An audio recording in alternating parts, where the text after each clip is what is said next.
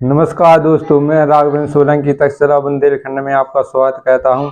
आशा करता हूं कि आप स्वस्थ होंगे, अच्छे होंगे और अपने लक्ष्य की ओर अक्सर हो रहे होंगे और प्रगतिशील अपने लक्ष्य की ओर बढ़ रहे होंगे। और सबसे पहले नए साल की आपको बहुत बहुत मुबारकबाद। और जिसने अपना अपना लक्ष्य बनाया है वो अगले दिसंबर में आपको वो हासिल हो और 2023 आपके पूरे जीवन में खुशियां भर के लाए, यादगार वर्ष रहे आपका।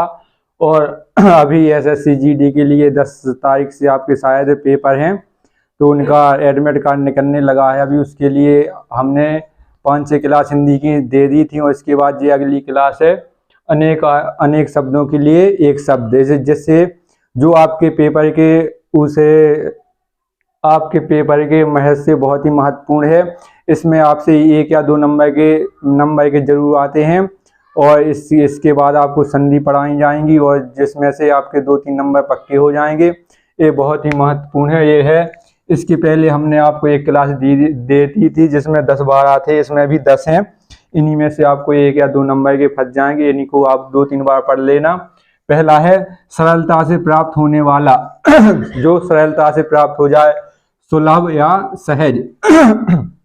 आजकल सरलता से तो कोई चीज प्राप्त हो नहीं रही। जैसे आप लोग नौकरी की तैयारी कर रहे हैं तो वो भी अभी सरलता से नहीं मिलती है।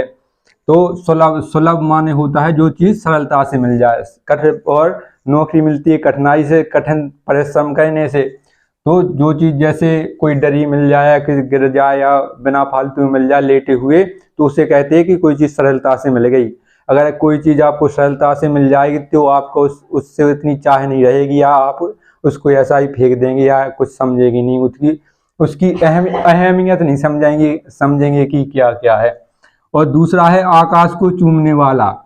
जो आकाश को चूमने वाला गगन चुंबी होता है। जैसे आपने कोई पर्वत देखा है, हिमालय देखा, या अपन उसको बोल सकते हैं कि आकाश को चूमने वाला है। या आपके गांव में या कहीं भी सबसे ऊंचा टावर लगा होगा, या आप उससे कभी कहेंगे क्या कितना ऊंचा है, गगनचुंबी है, तो उसको बोलते, जो सबसे ऊंचा हो उसके बोला जाता है कि ये जो आकाश को चूमने वाला उसे बोला जाता है गगनचुंबी। और अगला है तैरने की इच्छा रखने वाला। तैरने की इच्छा रखने वाला वो होता है तितीर्षा। इसको आपको मुष्ट लगाना है, तितीर्षा। इसमें आपके कई पेपरों में पूछा गया है। तितीर्षा का मतलब होता है कि जो तैरने की इच्छा रखता हो। जैसे कि अभी आजकल के बच्चे स्विमिंग पूल में तैरते रहते हैं, वे जानते हैं कि हम तैरना सीख गए, और जब भी कहीं बड़ी नदियों में जाते हैं तो बहने लगते हैं। इसको तैरना नहीं कहते, तैरने की इच्छा होती है तितीर्षा। तितीर्षा का मतलब होता है तैरने की इच्छा। जो अगला है जो युद्ध में स्थिर रहता हो, जो युधिष्ठिर, जो युद्ध में स्थिर रहता हो उसे कहते हैं युधिष्ठिर। मतलब जो युद्ध में स्थिर रहता हो, जो युद्ध में रहता हो। जो रंगमंच के पर्दे के पीछे का स्थान, आपने देखा होगा कहीं पर रामायण राम बने रहते हैं, सीता बनी रहती हैं, तो उनके जो सजने का सामान रहता है, उसके स्थान रहता है, वो पीछे रहता है रंगमंच के। आपने देखा होगा राम लीला होती है, रास लीला होती है श्री कृष्ण जी की, तो जो कलाकार सजते हैं, जो उनके पीछे स्थान रहता है, उसको कहते हैं नेपथ्य। नेपथ्य कहते हैं उसको, जो पीछे का स्थान होता है। जो स्त्री सूर्य भी ना देख सके, जो स्त्री सूर्य भी ना देख सके, तो उसे कहते हैं आसूरपस्या।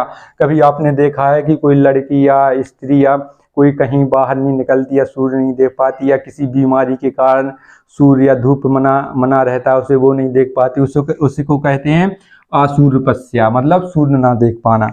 हाथी की पीठ पर रखा जाने वाला जो हाथी की पीठ पर रखा जाने वाला होता है हौदा। आपने देखा होगा जब हाथी आते हैं तो उनके पीठ पे कुछ रखा रहता है बड़ा सा, उस पे एक बैठा रहता है, एक व्यक्ति बैठा रहता है, वो सांग लिए उसको हाँकता है धीरे धीरे से। जो उस पे बैठा रहता है, काठी सी रहती है बड़ी सी, उसको कहते हैं हौदा। ये होता है हौदा।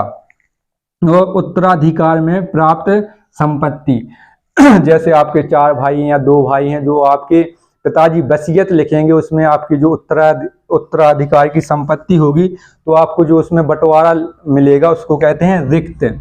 उसको कहते हैं रिक्त। जो आपकी संपत्ति आपके पिता द्वारा या पूर्वजों द्वारा मिलती है, जो प्राकृतिक रूप से होती है, या चल संपत्ति हो, अचल संपत्ति हो, वो मिलती है आपको उत्तराधिकारी के रूप में, या आपको राज मिले उत्तराधिकारी के रूप में, या कोई जमीन मिले, या कोई अचल या चल संपत्ति मिले, या ट्रैक्टर मिल जाए, अभी गाड़ी माड़ी बहुत सी रहती हैं, या जमीन वमीन, तो उसको कहते हैं रिक्त।